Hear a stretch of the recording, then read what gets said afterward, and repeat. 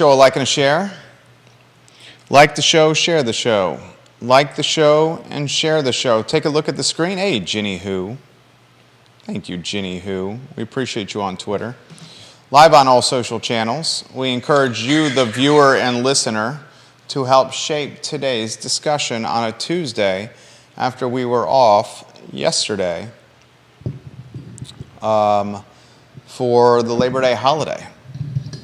I'm curious to see what you guys did over Labor Day. I enjoy Labor Day. It's kind of like a respite coming out of summer. We'll talk a winery for sale for $7 million, relatively in the area. We'll talk the economic impact of the UVA football team. I watched the football game out and about with my family and some friends on Saturday.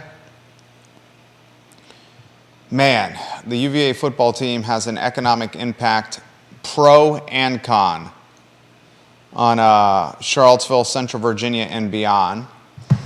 We will take a look at fundraising dollars for the candidates tied to Crozet and the Whitehall District on today's program. We have a lot we're going to cover on the show. Judah Wickhauer, before we start the show, tell us a little bit about your weekend, my friend. Give us some insight into what transpired. I just had a nice, relaxing weekend. Went and did some running through the trails with Liza. Found a nice spot at the stream and chilled out. Cooked some good food and just had a good time. Nice. That sounds very enjoyable. That's Judah's fantastic dog, Liza. Show. What are you most excited about talking on the show? You were excited to talk about the Cherry Avenue development, were you not?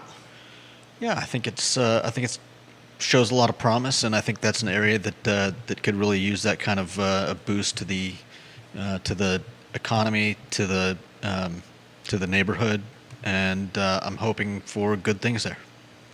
We'll talk fundraising numbers on today's show. If you like numbers, this is the show for you. We will talk on this show the magic rate, according to Zillow, for mortgages to drop due to breed activity. It's no secret that the inventory is throttled beyond throttled. And we'll take a look at Virginia. I didn't know this. The Commonwealth is the third largest wine producer. If you can add producer to that headline right there, the R, that would be great. Third largest wine producer, the word R after produce would be appreciated.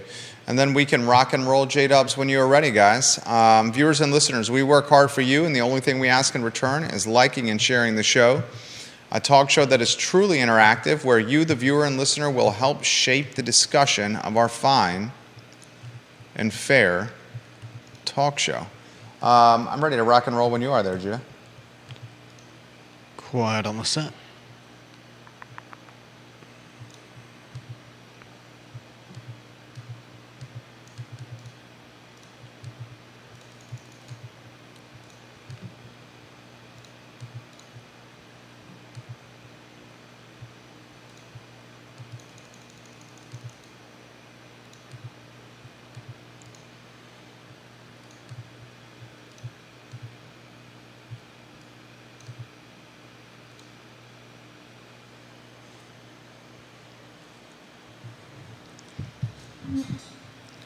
Guys, welcome to the I Love CVille show. I'm Jerry Miller. Thank you kindly for joining us. It's a pleasure to connect with you through the I Love CVille network, a show and a network that broadcasts on every social media platform known to mankind, archived wherever you get your content, your social media, and your podcasts.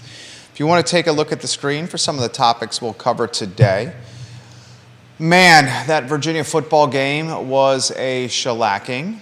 I'll put in perspective from a first-hand experience what this football team did to the bar, the watering hole, the restaurant we were enjoying the contest within. Just saw the good mayor walk by the studio, Judah, with a haircut. Looking sharp, Mayor Snook, when you watch the program. I like your haircut, sir. Place completely cleared out. Vanessa Parkhill and Albert Graves, hello and welcome to the show. We were watching at Cardinal Hall. The first quarter was tight. Cardinal Hall was packed.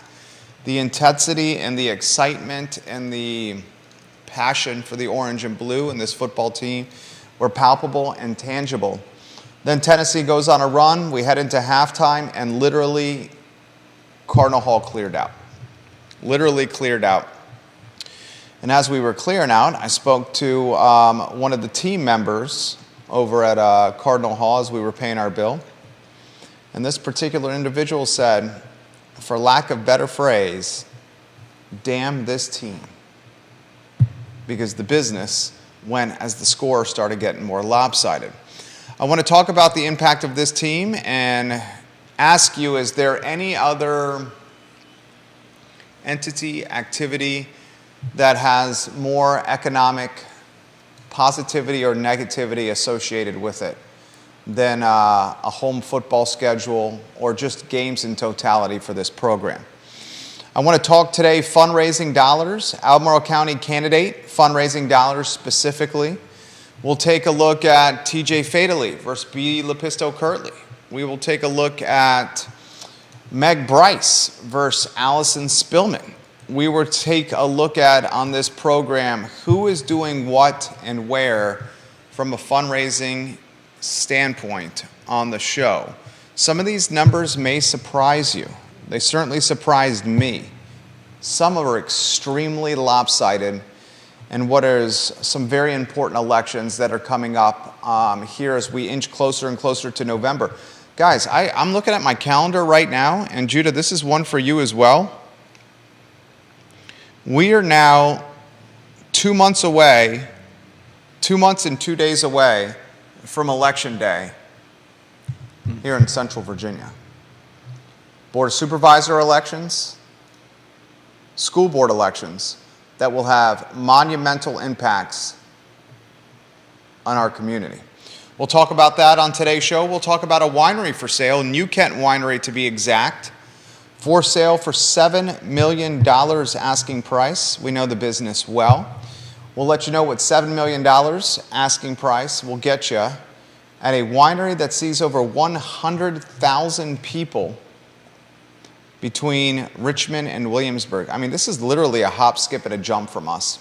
You can get to New Kent Winery in an hour and change from Charlottesville, depending on where you are, from Central Virginia, depending on where you are. If you're on the Keswick, Fluvanna, Louisa side, we're talking an hour to New Kent Winery. 100,000, more than 100,000 visitors this past year. Hundreds of weddings at New Kent Winery, a $7 million asking price. And I found this interesting when spotlighting this listing and highlighting this opportunity for you, the viewer and listener. The Commonwealth of Virginia is the third largest producer, the third largest wine producer in the United States of America. I was surprised by that. I thought it was, I didn't realize it was that high. John Blair on LinkedIn, welcome to the show. On today's program, we will highlight the magic rate for mortgages to drop to breed activity. Zillow,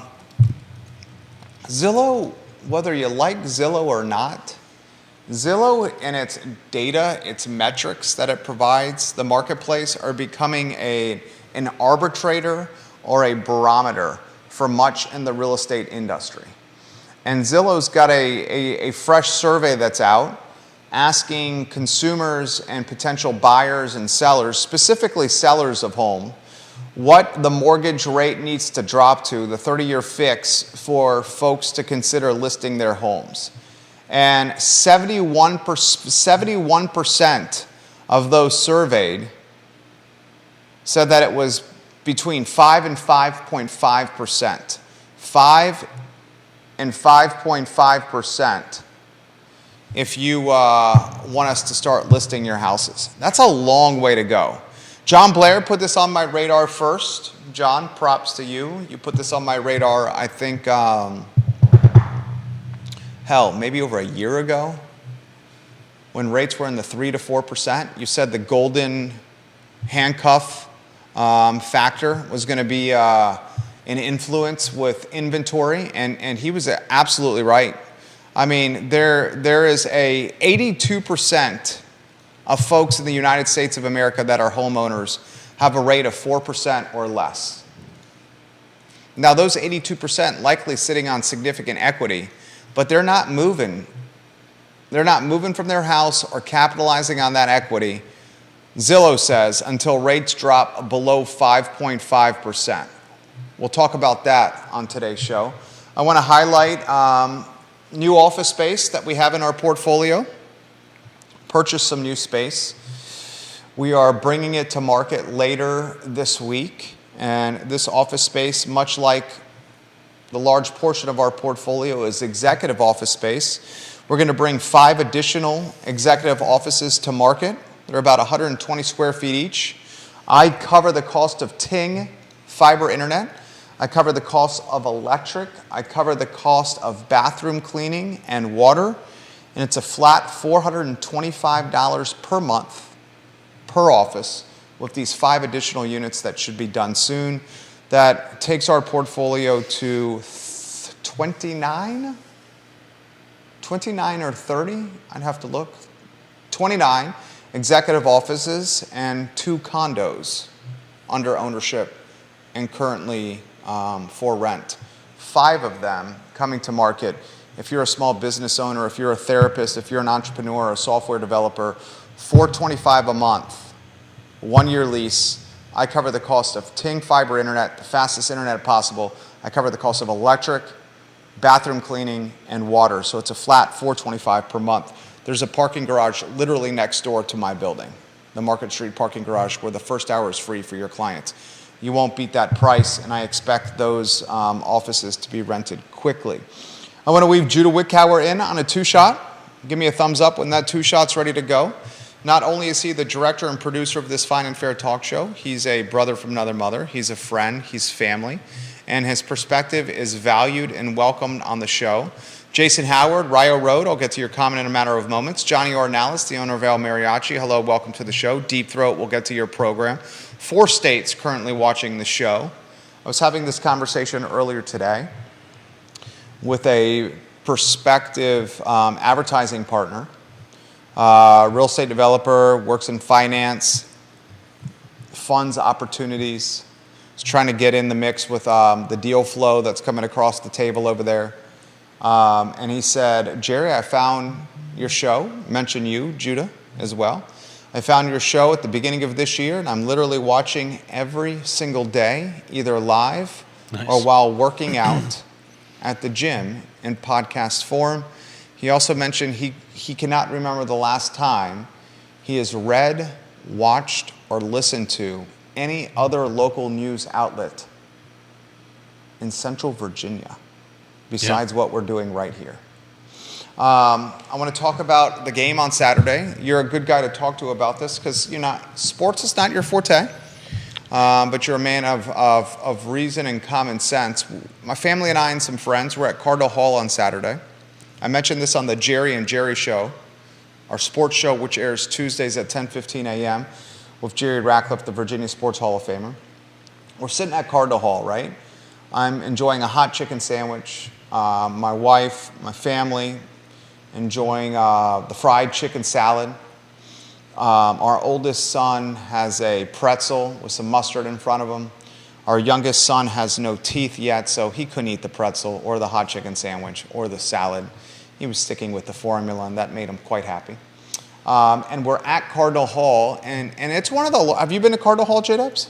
Yeah, I haven't been there in a while, but I've been there. One of the larger restaurants out there. Yeah, definitely.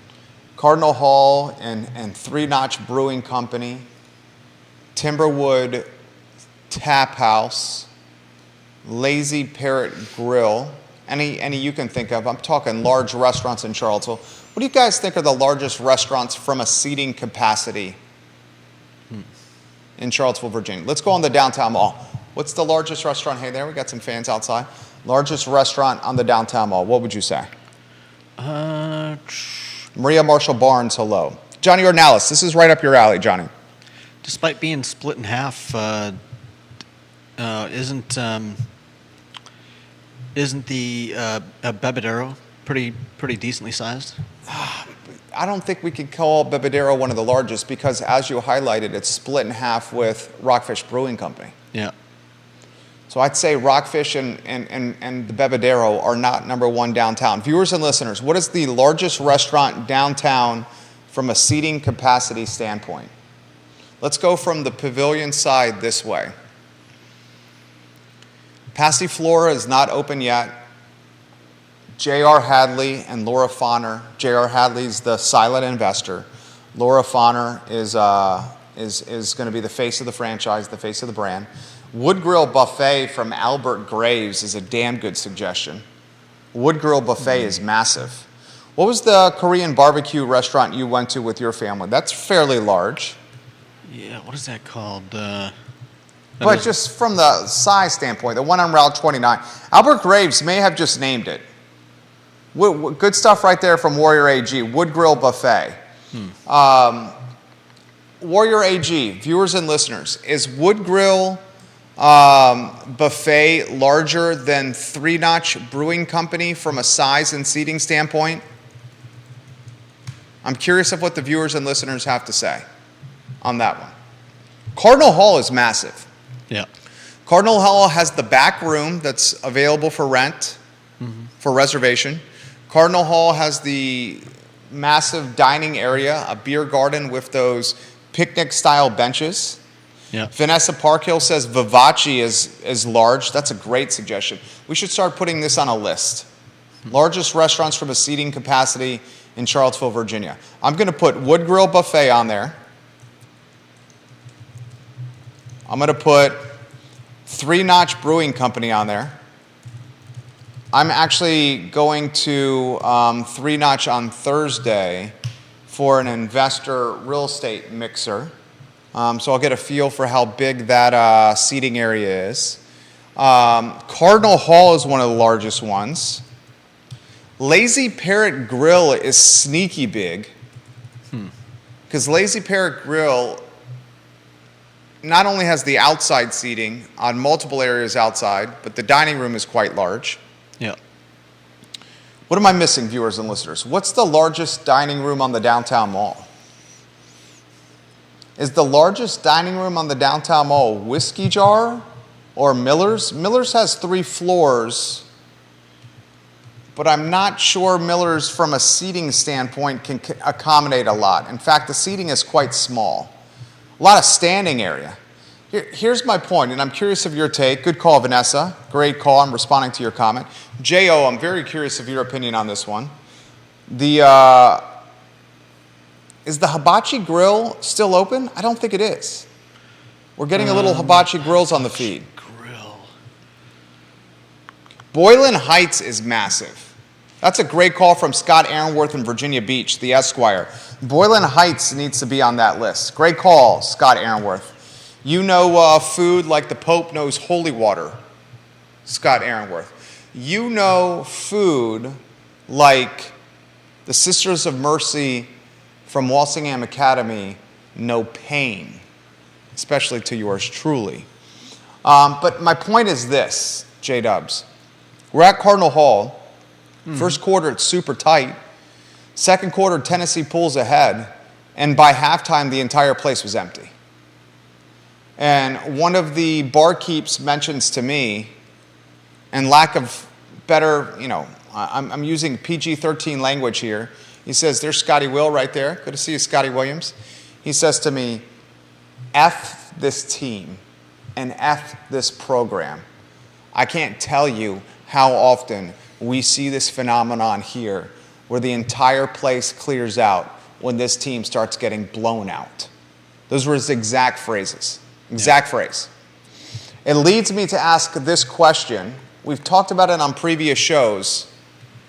Does the football program have the greatest economic impact, pro or con, on the city of Charlottesville outside of any other entity out there?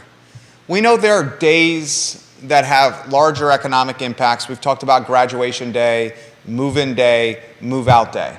Graduation day is 1 day, maybe 2, maybe you call it a long weekend. Move-in day is 1.5 days. Move-out day is 1.5 days. The football team, you're talking 12, potentially 13 games, and you're talking 6, 7 home football games. I mean, you got an entire entity here. You could make some arguments for the Ting Pavilion and the concert schedule that the Ting Pavilion has, but the Ting Pavilion, its economic impact is for the large part concentrated on the downtown mall.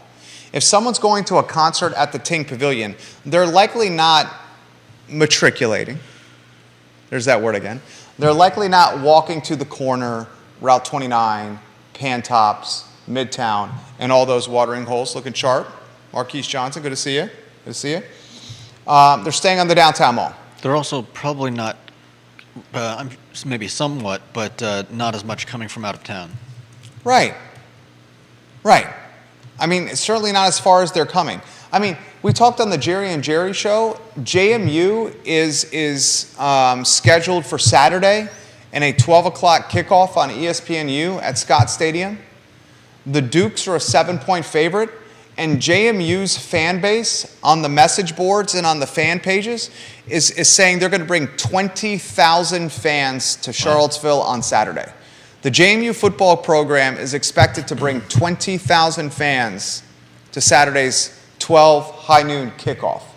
The expectation a lot of people have, because this team is only 0-1 and is not 0-9 or 0-10, not saying they will be 0-9, 0-10, but they very well could be, that Saturday's game against JMU, an in-state rival, when the Wahoos and the UVA athletic department and the university in totality are going to remember or commemorate the 3 players that were murdered last year. Yeah. This is going to be an opportunity for some potential, I don't want to use the word closure, but remembrance. Yeah. The athletic department is also giving free shirts to the first 30 or 35,000 fans that arrive. Wow. This could be the top attended game in 2023 for this Virginia football program. And we're talking James Madison University. We're not talking Virginia Tech. We're not talking NC State. We're not talking ACC schools here. We're talking JMU. And that's because of the apathy that may set in if this team struggles. I'll ask this question, and I've asked it before. Not only is Tony Elliott playing for millions of dollars with his contract, not only is Tony Elliott trying to stop a streak where home football games are costing the athletic department $1 million or more. Literally, the athletic department is losing $1 million or more per home football game. We learned that from Jerry Hootie Ratcliffe, the Virginia Sports Hall of Famer on the Jerry and Jerry show. Over $1 million a home game lost because of empty stands. Oh, yeah. Okay? But Elliott is playing for small business owners. Elliott is coaching for small business owners coming out of COVID, coming out of pandemic, when they have accrued more debt. A lot of them, friends of this program who mentioned, Jerry, we've taken home equity lines of credits, HELOCs against our house. Yeah. We've racked up credit card debt that's the highest we've ever had, and we've done it just to keep our businesses alive. That's why when a bartender at Cardinal Hall says to me, F this team, F this season, and the impact they have on my bottom line, that was literally the bartender who's a friend of mine saying, this team impacts my ability to pay our bills. Yeah, no doubt. What other entity or brand or program or outfit or organization would a bartender say, F this, if they do not perform well? Can you think, what comes to mind? I mean, the Virginia Film Festival probably brings in a lot of people from out of state. Undoubtedly, that's a good one. But that's not over the course of a season. Yeah, definitely. We're talking a weekend there. Right. Maybe you throw in Tom Tom Festival. Tom Tom Festival is what, once or twice a year, though? Tom Tom Festival is downtown, not across Central Virginia. Watering holes across Central Virginia were popping for week 1. By halftime, they were ghost towns. Yeah. I would say the economic impact of what Elliott is trying to create and build and the pressure he has from a performance standpoint is the most significant of any single organization or entity in Central Virginia. Yeah, no doubt. It's not Elzinga's economics class, Sabato's politics class. Mm-hmm. It's not any kind of McIntyre School of Commerce or Darden School. Maybe you say Tony Bennett's men's basketball program is the only one that can challenge. Yeah. But Scott Stadium holds 61,000 people. The John Paul Jones Arena? Let's see. And let's see if you can get those lower thirds up. John Paul Jones Arena capacity. What do you think the capacity of the JPJ is, Judah? Couldn't say. 14,593. 14,593. 61,000 divided by 14,593. We're talking over 4x. Over 4x Scott Stadium versus the John Paul Jones Arena. Mm-hmm. We'll follow it closely. Vanessa Parkhill made a comment in the Jerry and Jerry show. She said, in this era of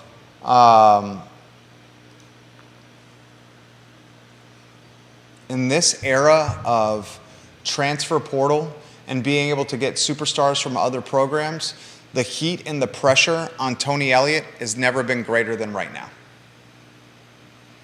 You give the man the benefit of the doubt. But things didn't look good against Tennessee. And you want to see the natives get restless? Lose to in-state rival JMU, who's a 7-point favorite. And then we'll see heat like we've never seen before. Let's go to the next topic. Next topic is one that I'm excited to highlight on the program. Albemarle County candidate fundraising dollars. Are you ready for this? Let's play a little trivia or quiz game with you, okay, Judah? All right. Whitehall District candidates Ann Malik versus Brad Rickle. Rhymes with pickle. Malik versus Rickle. Fundraising dollars. Put that lower third on screen if you could. Oh, it is? Job well done. Thank you kindly. Malik versus Rickle. Who do you think has more dollars raised to this point? I'd guess Malik. Great guess. And Malik has the most. What kind of delta do you think Malik has versus Rickle? I mean, I don't have any base number to go on, but I'd say she's probably beat him by at least double. Judah Wickower. Give props to Judah Wickower, one of Charlottesville's most eligible bachelors over here, Judah Wickower. You're 100% right, Judah Wickower. Ann Malik, $23,365. Brad Rickle, rhymes with pickle, $10,300. Ann Malik has more than 2x'd Brad Rickle's contributions. $23,365 versus $10,300. That's a significant disparity for what is looking like a 5 consecutive term supervisor in Ann Malik. That would be 20 straight years on the board. If she wins on the 7th of November, she starts her 5th term, 4 years per term on January 1. Yep. 23,365 for Malik, 10,300 for Rickle. Deep Throat, I'm going to get to these comments in a matter of moments. I enjoyed running into your beautiful better half yesterday. Lonnie Murray, we'll get to your comments here in a matter of moments. Jason Howard, we'll get to your comments here in a matter of moments. John Blair, we'll get to your comments in a matter of moments. Let's go TJ Fatally, Judah Wickower, against B. Lepisto Kirtley. This is the Rivanna District, Albemarle County Board of Supervisors. B. Lepisto Kirtley, I'm going to give you context clues, is the incumbent. Yeah. She's running for a 2nd term. Mm-hmm. She lives within the gates of Keswick Estates. Very Tony, very plush, very posh, very expensive. She's being challenged by TJ Fatally, who is now the face of the brand for Freebridge Auto. He's joined us on this program. I think TJ's got a lot of upside, ladies and gentlemen. Who is leading in that race from a fundraising standpoint at this point right now? Lepisto Kirtley or TJ Fatally? Viewers and listeners, put your comments in the feed. I'll read your comments live on air once we play this little trivia contest. So far, Judah Wickower is 1 for 1. You're acing the contest. Lepisto Kirtley against TJ Fatally. I mean, I got to put my money with the incumbent. Okay. What kind of disparity are we talking? I'd say it's a lot less than the one for Rickle and Malik. I'm gonna say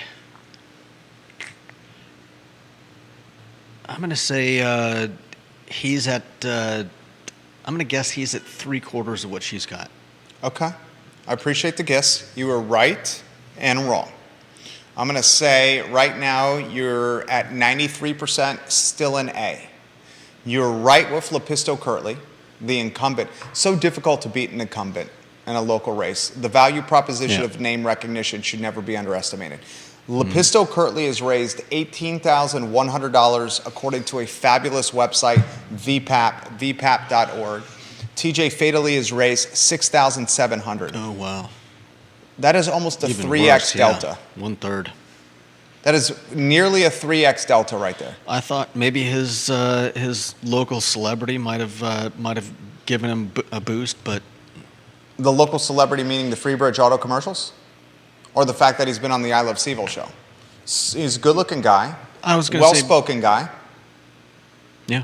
TJ, you watching the program right now? I'm giving you some props, dude. You know, I got your back, TJ Fatally. Love what you have to offer. Nearly a 3x delta for Lepisto Kirtley. Yeah. The Malik delta, a 2+ X delta for Malik. Yeah. This is the value proposition of the incumbent. Everyone in Albemarle County is talking, we want change. We want growth. We want density. Some people are saying that. The realtors are saying that. We want this. We want that.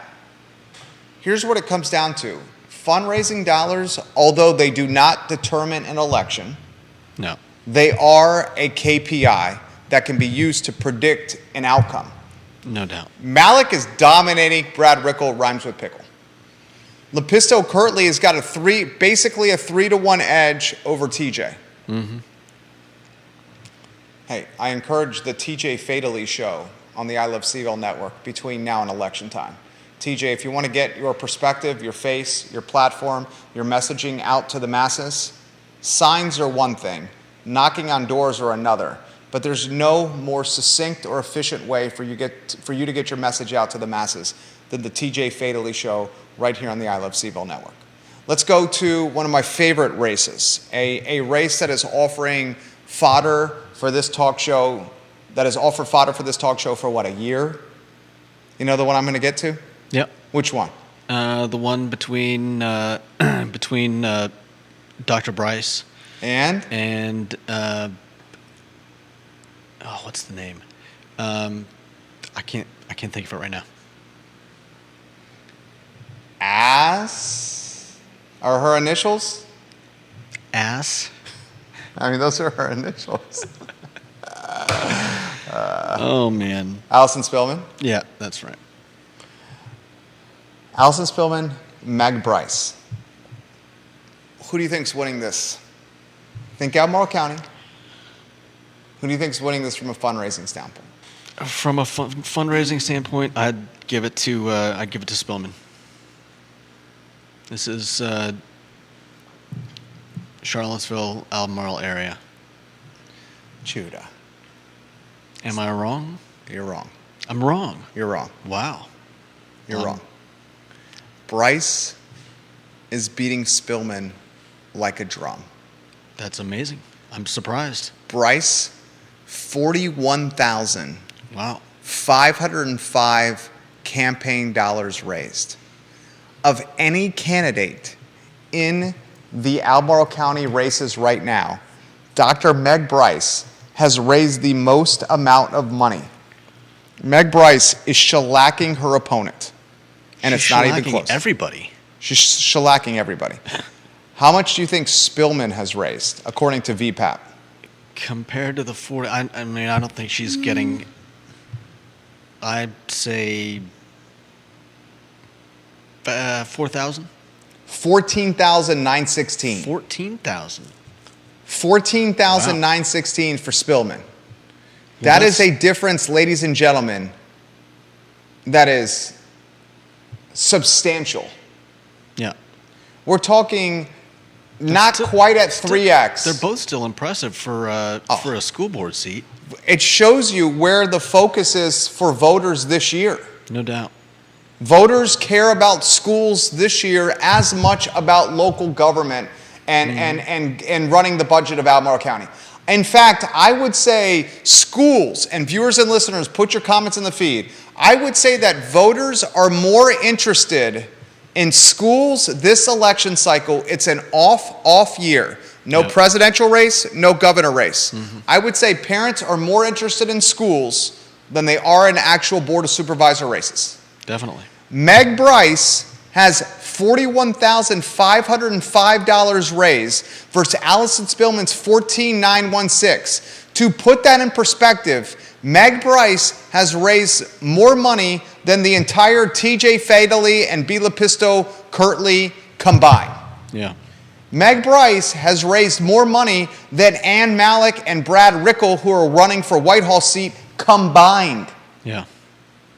I'll even put it even more perspective. The $15K that Spillman has raised, $14,916 to be exact, is basically what LaPisto Kirtley has raised. She's raised $18K. There's a $3K delta there. It is over 2x what TJ has raised in the Rivanna district, and it's $5,000 more than what Rickle has run in Whitehall. It shows you, ladies and gentlemen, viewers and listeners of this fine and fair talk show, that it's schools that will determine voting engagement in early voting periods and at the actual polls come, Tuesday, November 7th? Viewers and listeners, your comments in a matter of moments. Lonnie Murray, I'm going to get to you. Joanne McDermott, who's the school board candidate in the Whitehall seat, has raised $10,656. Her opponent, Rebecca Berlin, $1,900. Now, fundraising is not indicative of actual outcomes. Right. And Spillman's team is now doing this. You know what they're doing with Meg Bryce's $41,505? You know how they're trying to characterize that? How do you think they're trying to characterize that? Linnell, great call, Linnell. I'll get to your tweet here in a matter of moments. I mean, I would guess that they're probably saying that people are trying to, take schools back in time and undo some of the progress that they've made.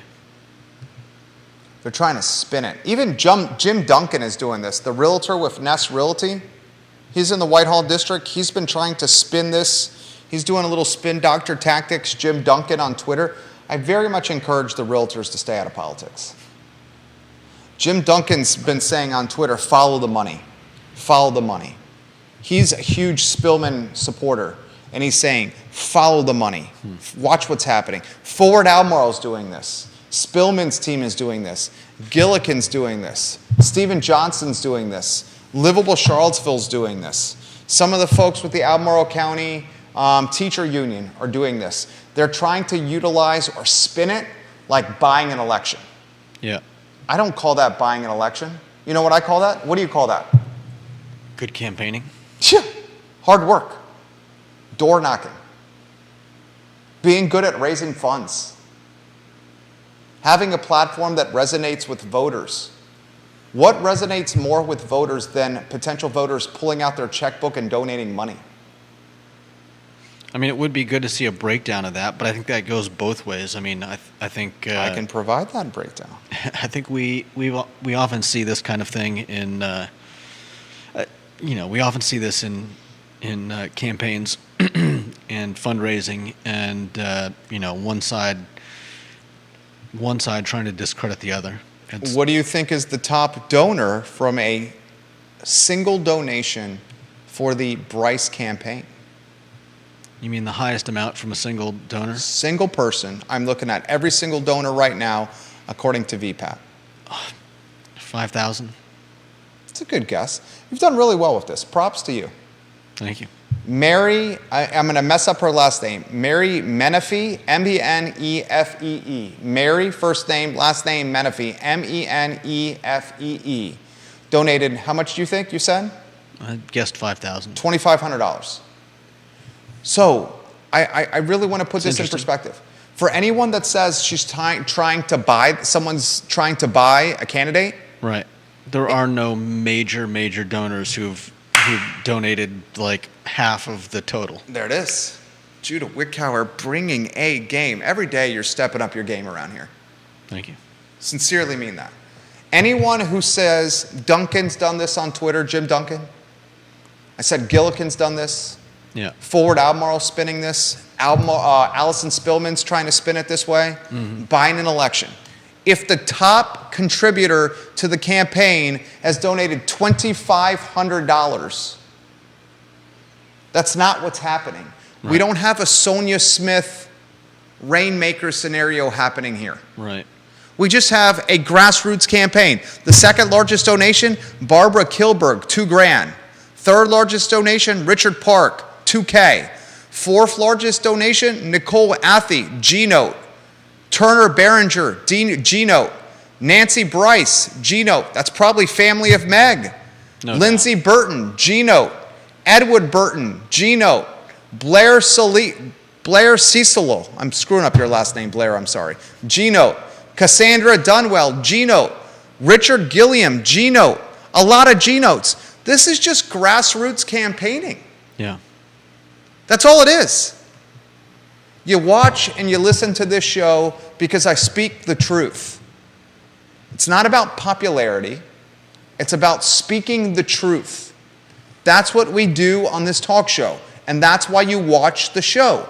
I cut through the BS. Thank you. Got to keep it PG-13. Allison Spillman. Are you ready for this? Her top donor, Christopher Seaman, at $1,327. Her second largest donor is $1,000 from Amy Cunningham. Her second largest donor is Amy Cunningham at $1,000, John Hickey at $1,000. Oh, Pam Spillman at $1,000, and Allison Spillman at $667. So Judah, you have a candidate in Allison Spillman who has raised in totality at this point $14,916. Mm-hmm. Her opponent has basically 3x'd her at $41,505.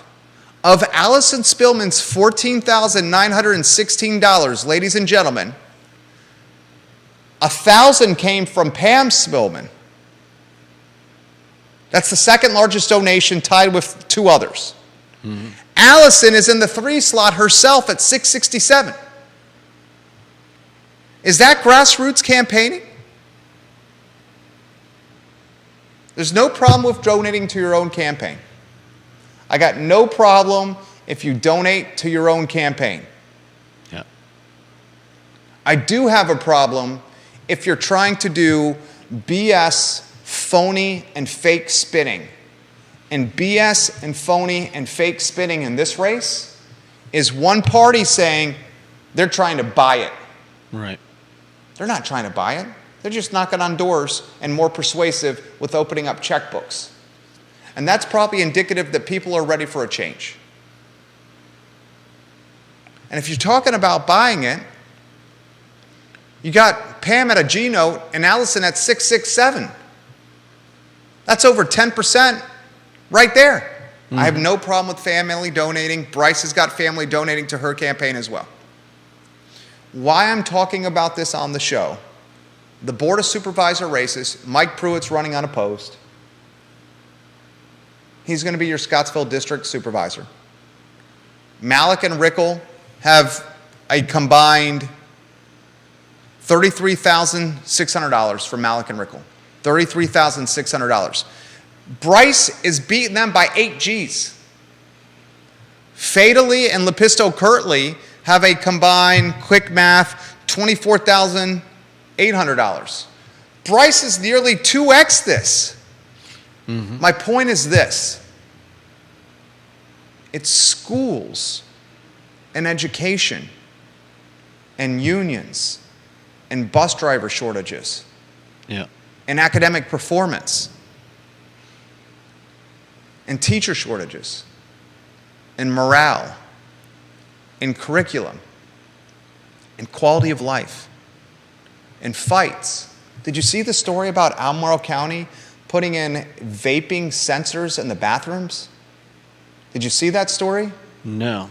Vaping is so notorious, so prolific, so frequent, and so out of control that the schools, some of them within Albemarle County Public Schools, are having to use digital sensors in the bathrooms to alert leadership that kids are using drugs while on school grounds. Yeah. Can I call tobacco a drug for an Sure. underage student? I mean, it is a drug. It's a drug, right? Coffee's a drug. Right.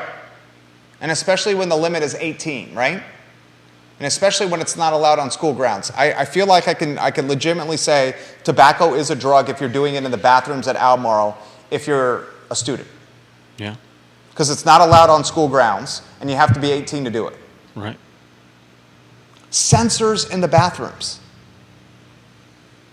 Think Well- about that. Well, what Comments I I'm going to get to in a matter of what I moments, find guys. interesting is how much. Well, I'm curious how much they're spending on that, and I'm also curious, are they gonna do anything about it? What do you mean? Are they gonna be punishments? How are they gonna deal with people? Better get punished. If they're spending taxpayer dollars.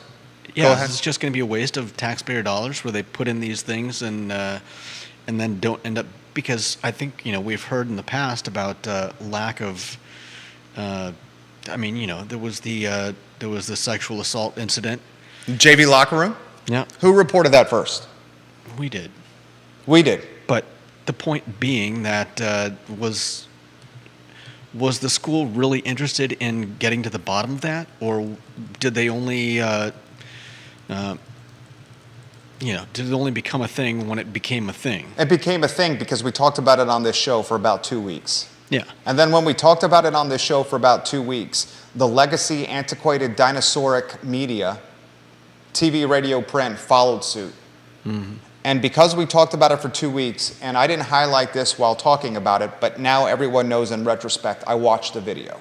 I saw the video, and I saw torment.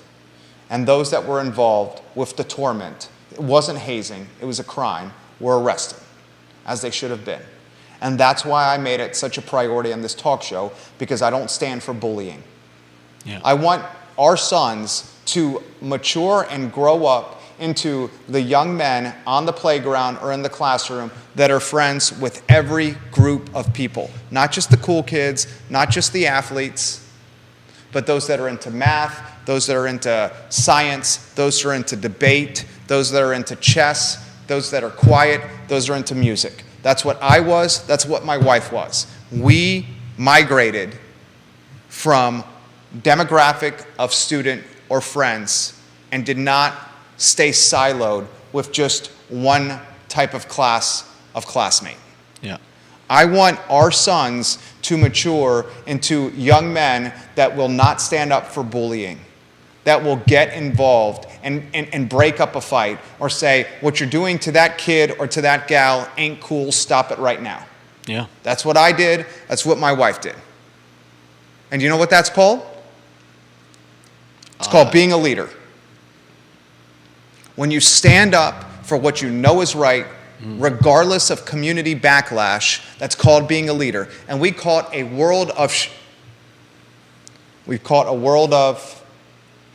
Cow patties. what is it? I don't know. Cow patties. We call it a world of cow patties.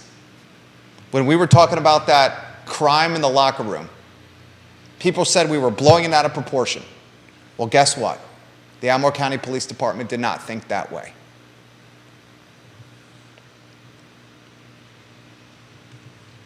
The Queen of Ivy is watching the program right now, Kate Schartz, and she says, I have never felt more invested in an election. I am hoping for change. Kate Schartz, good Tuesday afternoon to you. I'm going to respond to that. I mentioned this comment live on air. In fact, and you've posted this on social media, so I feel like this is fair to say, Kate, she has hosted a fundraiser at her beautiful home for Nice. Dr. Bryce. Curtis Shaver, the chef, just an all-around great guy. Curtis, this is me RSVPing to your wedding. I swear to God I will get the RSVP in the mail. Please tell Julian this. I'm going to your wedding. I cannot wait for it. Please tell your beautiful bride that we are RSVPing right now, Curtis. We are coming to your wedding. He says Guadalajara is the largest sit-down restaurant in downtown Charlottesville. He might be right, because Guadalajara has the outside patio. Which one are we talking about? Downtown Guadalajara. We're talking downtown. Okay. Guadalajara. Guadalajara downtown is the largest restaurant from a seating capacity in downtown. He might be right. Interesting. I mean, I wouldn't see it, but It's not Jack Brown's that's going to definitely beat be it. wrong. I mean, Jack Brown's outdoor seating is about the same size as the Guadalajara's. No outdoor way, seating. Jose. What? No way, Jose. Guadalajara outdoor seating is not that big. Guadalajara downtown has more outdoor seating than Jack Brown's. Not by a lot, though. I'm It not has saying more outdoor seating. What? It has more outdoor seating. And it certainly has more inside seating. Yeah. The question I have for you Jack is, Brown's is not like a metric to beat, though, for the largest restaurant in downtown. I never said it was. The question I have for you is, and for Curtis, does Whiskey Jar have more seating than Guadalajara downtown? John Blair on LinkedIn says, I'll throw out a wild card for the viewers and listeners. John Blair, I love when you watch the program. John Blair, you're a good man. I'll throw out a wild card. Do you consider the Alamo Movie House a restaurant? It does serve food, it does serve booze, and it probably has the most capacity of any food serving institution in the Charlottesville and Central Virginia area. That's got me thinking. Do we consider Alamo a restaurant? I'd say no. Dude, Alamo's got a big ass, I'm sorry. A big butt. I'm sorry. I apologize. Alamo's got a large bar. Have you ever been to that bar at Alamo? No, but I've seen it plenty of times. It's massive. It's got a large bar. Alamo has outside seating, and those movie theaters, what do they seat? 400 or 500 people? I mean, yeah. If you wanted to take that whole building, he's an attorney here. He's saying by what we're talking about, the letter of the law, not letter of the law, but the literal aspect of what we're talking about, that place probably does seat the most. In fact, it does seat the most. Yeah. I mean, but what about? The one in Stonefield? Yeah. Does that seat more than Alamo? I'm not sure. I don't think the one in Stonefield has. The one in. Does the one in Stonefield have a bar? They do sell alcohol. They don't have a bar the way you're talking about it, but they serve food and alcohol. And I think they have more theaters. I think the Regal has at least 12. Alamo doesn't have 12, I don't think. Yeah, I don't think it does either. Alamo doesn't have 12. I'm going to get to comments. Lonnie Murray, I'm going to get to your comment here in a matter of moments. Timberwood 5th Street from Maria Marshall Barnes. That is a massive restaurant. Timberwood on 5th Street is a massive one. James Watson says 3-notched is up there. Timberwood is effing massive. Timberwood has outside seating. It's got the dining room at the bar area, and it's got the dining room for dining. Yeah. That one is massive. I'd put in. I heard that rent is over $19,000 a month at Timberwood 5th Street. And I also heard that they are unable to fill, and maybe this has changed, I heard that Timberwood 5th Street is unable to fill growlers, the containers that you bring to a bar for draft beer to go. Because Wegmans, with its bar when the restaurant was open in Wegmans, had in its lease that it was only going to open in 5th Street Station if it was only place allowed to sell or serve or fill growlers. Now, I wonder if that's changed because the Wegmans restaurant has been closed since the pandemic. 19 G's plus for that Timberwood 5th Street. That's a great suggestion for Maria Marshall Barnes. Linnell, Deep Throat, you're on deck here. Linnell says this: for sheer size and seating, UVA dining halls, Newcomb, O-Hill, and Runk. It's $13 for all-you-can-eat dinner, and it's open to the public. Damn. Oh, shit. Wow. I didn't know. Darn. I'm sorry. I'm sorry. I didn't know it was open to the public. Did you? I went to UVA. I had no idea it was open to the public. I'm quote retweeting this. I'm quote, I did not know it was open to the public. Great tweet. I'm sending the tweet right now. $13 all you can eat, any of the UVA dining halls, and it's open to the public. Ginny Who also says, did you know tobacco is 21 and over in Virginia? Is that true? I thought it was 18 and over. They may have made a rule change recently. Can you check? I'm not doubting. She also says, my kid's friend said student hold the vapes in their shirt sleeves, lift their cuff to their mouths, and vape in class. Ay, mi madre. I'm responding to that. Ay, mi. I think tobacco was raised to 21 in 2019. Really? Okay, I got to quote retweet this. Dang, I did not know this. Ginny Who, you just taught me something. Dude, is it not a travesty or is it not hypocrisy that you can fight for our country and potentially die in a war fighting for the freedom of Americans, yet you have to wait till you're 21 to smoke a cancer stick or pound a beer legally? Yeah. That's some BS right there. Yeah. And I'm not trying to say that I'm all for underage drinking or underage smoking. That's not the point of what I'm saying here. But if you're 18 years old and you can join the Army or you can join the military and you could fight for the good old United States of America. Or be drafted. I mean, let's hope to God we don't have another draft. Well, yeah. But I'm just saying, if there was one, they would be drafting people who are 18 who can't buy a cigarette or a beer. That's some BS. It is crazy. Is it not? Yeah. You'll let someone die for your family? Go carry this machine gun, this ruck pack. Let's put on this bulletproof vest and this camouflage, this helmet, wear these goggles, and potentially go to a desert that's 125 degrees while wearing all these clothes, and you have but we don't think people killing you potentially, but you can't crack a beer at a bar. But we don't think you're mature enough to make a decision about what goes in your body. Yeah. What the HE double hockey sticks? Juan Sarmiento confirms it's 21 recently. Juan Sarmiento, I'm responding to you. Thank you, sir. That's some BS. Lonnie Murray, speaking of sports, 1,582 people ran the Charlottesville 10-miler, and people do travel and stay at hotels to run that race. That's one of many races in our area.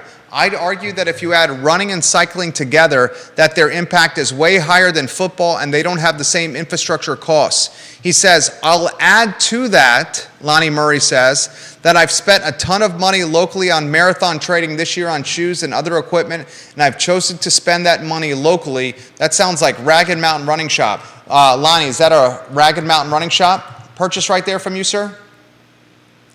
I believe that's a Ragged Mountain Running Shop purchase from Lonnie Murray. I mention this live on air. Lonnie, we got to get you on the talk show. We'll do that soon. So I found this. Commonwealth of Virginia Tobacco 21 FAQ.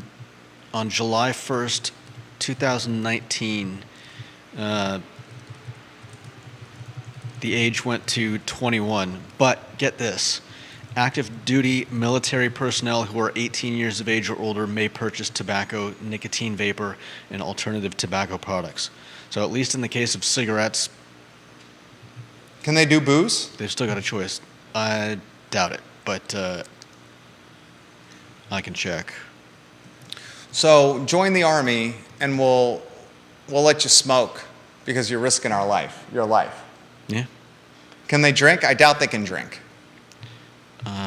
That's judgment and pairing.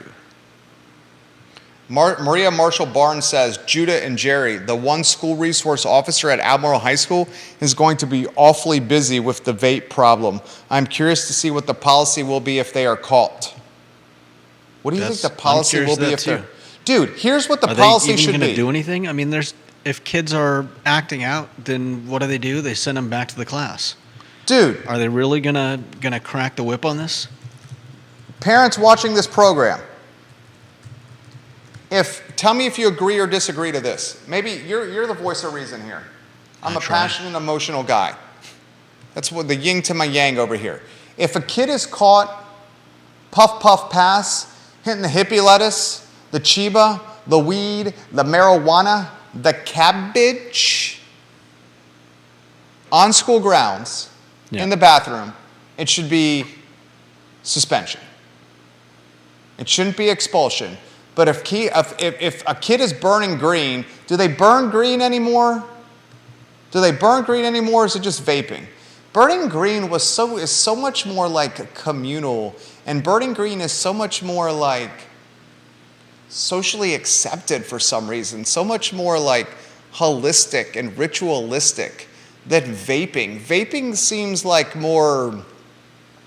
I'm aging myself, and anyone who watches this program knows that, like, I'm a pro-cannabis guy, believe cannabis should be completely legalized for a number of reasons, including the 4-to-1 disparity of people of color being popped by the popo when it comes to Chiba versus white people. That disparity is BS. Frankly speaking, I know many people who hit the Cheeb that do it for anxiety or do it for pain management, to help them sleep, relieve stress, or create some kind of hunger appetite of some kind. The pros far outweigh the cons, especially with booze being legal and Cheeb not. I mean, Cheeb's getting more legal now. Yeah. But don't you think that, it's a two-part question, don't you think the Cheeb, smoking and burning the Cheeb like actual flower is way more like, way more kosher than like sneaking a vape? Or you disagree with that? The vape seems more hardcore to me. You disagree? You could disagree. Yeah, I don't know if I agree with that. You disagree? But I honestly, I mean, I'm not I'm not clued into teen culture? Yeah. You're not clued? Juan Sarmiento says vaping is much more acceptable with teens today. They don't have to carry lighters, etc. I mean, I'm going to cut to the chase. The reason vaping is way more popular today is just because you don't even know people are vaping when they're vaping. I know. There's very little smell. I'd be worried about... It's super DL. I'd be worried about knowing what you're getting when somebody hands you a vape. That's what I'm saying. Like, are you getting... What are you... I read something where someone had a friend get really, really angry with them after that person found a vape in their place, and they were strictly like no drugs, and they took it and it turned out to be, marijuana.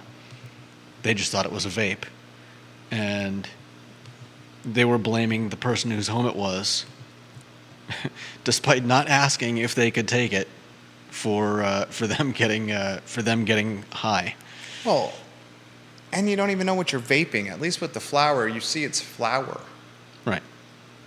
Anyway, Vanessa Parkhill says South and Central is a big space. Carol Cuppernall says, I sent Dr. Bryce a donation after seeing her political signs vandalized.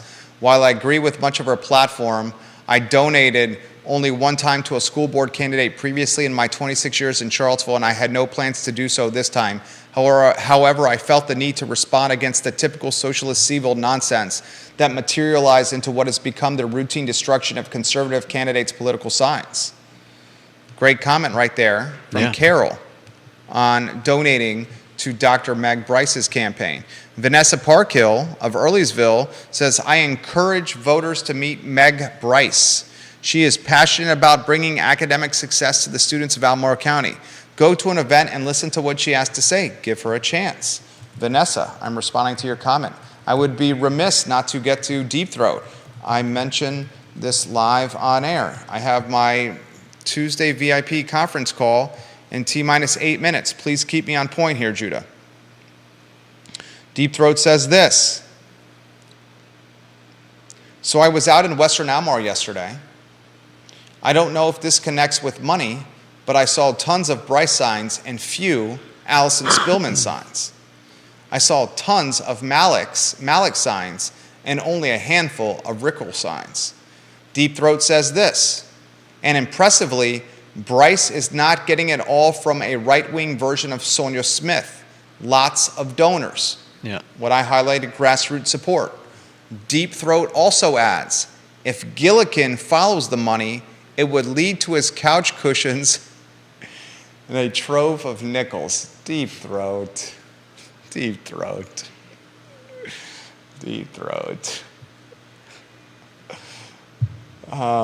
Ginny Who says, you cannot have alcohol or tobacco until 21, but elementary school kids can take puberty blockers and young teens can have their permanent surgeries to change their bodies.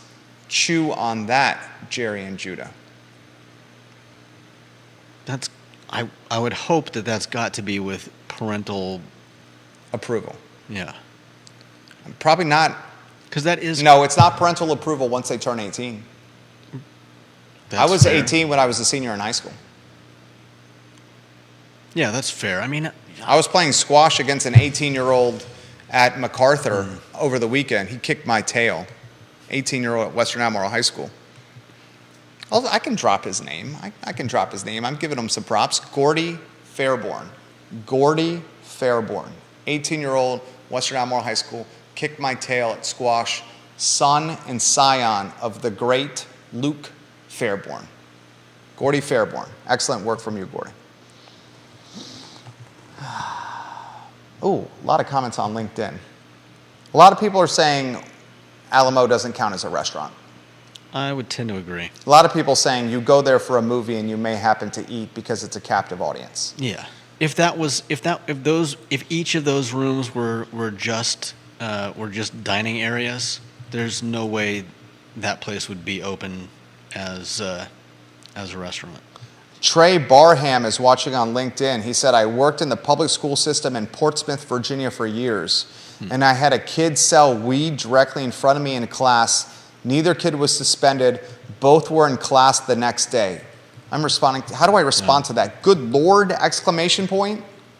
Yeah, I mean... Trey Barham on LinkedIn. I worked in the public school system in Portsmouth, Virginia for a few years. I had a kid sell weed directly in front of me in class, and neither kid was suspended. Both in class the next day. And he adds, they are not going to be punishing kids for vaping. Yeah, I don't think so either. So that does beg the question, why spend money on what, smoke sensors? Vape sensors. There you go. Judah makes a good point. They've got to be different than smoke alarms, because there's no way they're setting off smoke alarms in the school for somebody vaping in the bathroom. Oh no. So it's the vape doesn't set off the smoke alarm. No, I know that. It's vapor. Right, but I'm saying if you've got some type of sensor that does measure that, or what are you going to do with it? And why? Well, evidently nothing. No, but I mean... Dude, exactly. That is such a sad state of affairs, that you can sell some shrub in front of a teacher, the teacher reports it to the principal, and the kids are back in school the next day with no ramifications or punishment. That's got to be demoralizing for the teacher. No doubt. Right? And it's not just that. I mean, it's, my friend told me it was... Your friend was a teacher, or is a teacher? Was a teacher. At Charlottesville High School? I think so. One of the local ones, and pieced out. Yeah, this was I think. I mean, he pieced out. What was it? It was probably at the end of the 22 school year. Yeah, that's when it was Wild Wild West. James Watson says Burton's Grill is humongous in the shops of Stonefield. Yeah. Great call, James. Great call. You can also toss Outback Crack House and Plaza Azteca into the hat. Those are both pretty decent sized. Great call, James. All right, we got 4 minutes. Actually, we had 3 minutes and change, and we got a couple of items out of the notebook that we need to get to. New Kent Winery is for sale for $7 million. New Kent Winery is for sale for $7 million. This winery is located, if you want to go to a one-shot, this winery is located between Richmond and Williamsburg. It's legitimately less than 90 minutes away from Charlottesville in Central Virginia. If you're on the Louisa, Fluvanna, Keswick side, it's under 90 minutes. Over 100,000 visitors in the past year at New Kent Winery, $7 million asking price, 38 acres of meticulously cultivated vines, producing over 100 tons of grapes per year. New Kent Winery, the largest grape-producing vineyard in the 10 American viticultural area designated areas in Virginia. Damn, I didn't know that. I also did not know this. Virginia, the Commonwealth, is the third largest wine producer in the country. $7 million, New Kent Winery. Let me know if you're Where interested. did you find that last number? Which one? The third largest wine producer in the country? I found it out from New Kent Winery, and then I did some reconnaissance on it, and it's a fairly established fact. I would imagine Napa was number one, right? Maybe it depends on how you divide it up. Yeah. If you're dividing by state, I don't think Virginia comes in even close, but... Well, I mean, that's the stat. I mean, look it up. I did? Third largest wine producer. Not grapes, wine. I know. All right, two other items out of the notebook. This is a good one, Judah. Zillow is saying the magic rate for rates to drop to is somewhere between 5 and 5.5%. If rates drop to between 5 and 5.5%,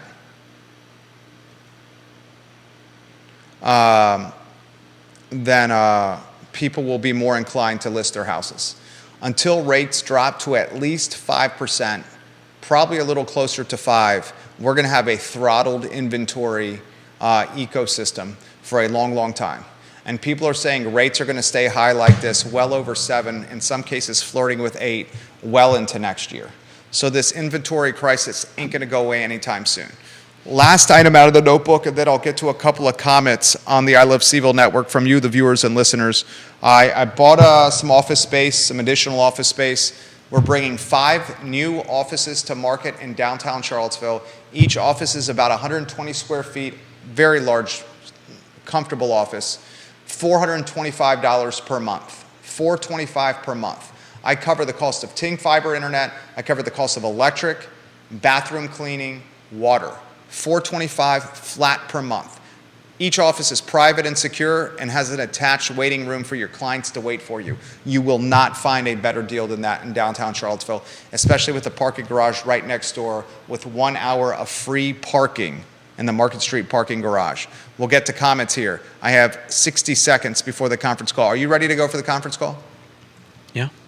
All right. This conference is... Oh, Carly Wagner's watching the program. She says, my sister is on Warren County School Board trying to get the behavior close enforced. She said drug deals and bodily injury happens every day in the Warren County school system without any punishment.